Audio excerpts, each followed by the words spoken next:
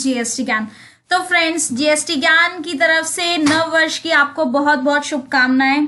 लेकिन new year पर भी गवर्नमेंट की तरफ से जीएसटी में कुछ अमेंडमेंट्स आ गए हैं। जानने के लिए वीडियो को एंड तक देखिए, अच्छे से समझिए। आपसे रिक्वेस्ट है कि हमारे चैनल जीएसटी ज्ञान को लाइक एंड सब्सक्राइब करें और बेल आइकन प्रेस करें, जिससे हमारी आने वाली सभी वीडियोस के नोटिफिकेशंस आपको सबसे पहले मिले। तो देखिए फ्रेंड्स, स्क्रीन पर मैंने एक नोटिफिकेशन ओपन कर रखा है।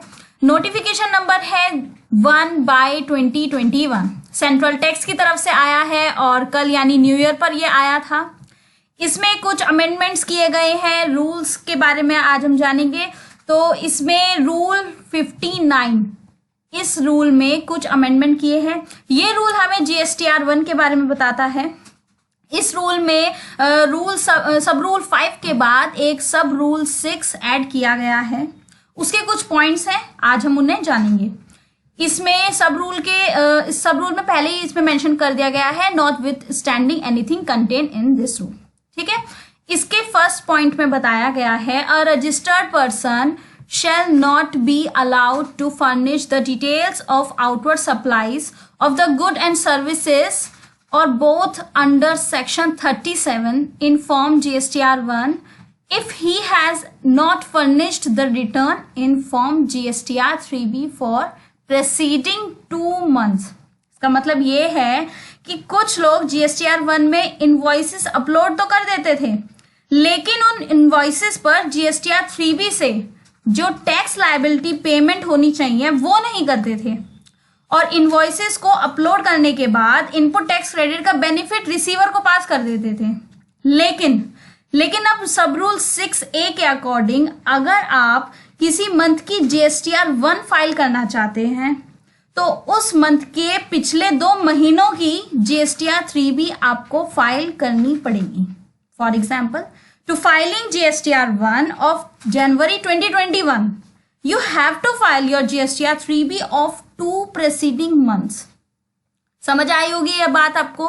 चलिए इसके सेकंड पॉइंट पर चलते हैं। इसका बी पॉइंट कहता है, a registered person required to furnish return for every quarter under the proviso to sub section 1 of section 39 shall not be allowed to furnish the details of outward supplies of goods or services or both under section 37 in form GSTR 1 or using the invoice furnishing facility if he has not furnished the return in form GSTR 3B for preceding tax period।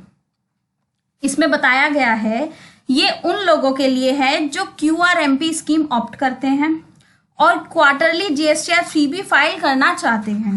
मान लीजिए आपने first quarter में अपनी 3B file नहीं करी और GSTR 1 में invoice अगर आप फाइल करना चाहते हैं तो आप फाइल नहीं कर पाएंगे, और जो इनवॉइस फर्निशिंग फैसिलिटी में जो इनवॉइस अपलोड करने की आपको फैसिलिटी मिलती है वो भी समाप्त कर दी जाएगी।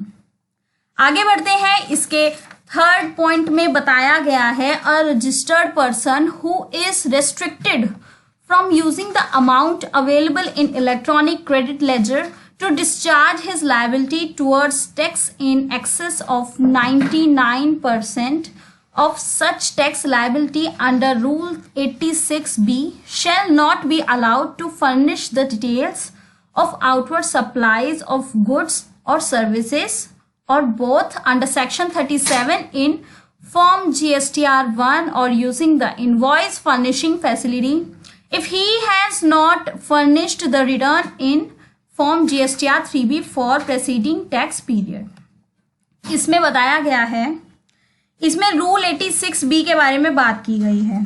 जो लोग 86B रूल की एलिजिबिलिटी क्राइटेरिया को फुलफिल करते हैं और अगर वे GSTR 3B अपनी प्रीसीडिंग टैक्स पीरियड की फाइल नहीं करते हैं तो भी उन लोगों को GSTR 1 फाइल करने नहीं दिया जाएगा।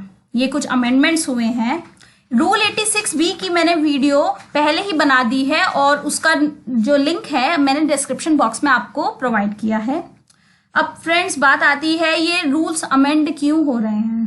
तो फ्रेंड्स रूल्स इसलिए अमेंड हो रहे हैं क्योंकि गवर्नमेंट को ना रिवेन्यू GSTR 3B से मिलता है और वही चीज लोग स्किप कर रहे हैं, तो अमेंडमेंट तो होंगे ही ना। तो फ्रेंड्स, आपकी जीएसटीआर 1 और 3B में अगर ज्यादा डिफरेंस भी हुआ तो भी सेक्शन 21 के अकॉर्डिंग ना आपका जीएसटी रजिस्ट्रेशन कैंसिल भी हो सकता है। जीएसटी रजिस्ट्रेशन कैंसिलेशन के कुछ नए रूल्स आए हैं गवर्नमेंट की तरफ से, उन पर भी मैं वीडियो बना चुकी हूं, उसका लिंक भी मैंने आपको डिस्क्रिप्शन बॉक्स में प्रोवाइड किया है। तो फ्रेंड्स, होप है आपको हमारी न्यू ईयर पे बनी ये नई वीडियो अच्छी लगी होगी। अगर अच्छी लगे तो लाइक करें और सब्सक्राइब करें हमारे चैनल को। Thank you.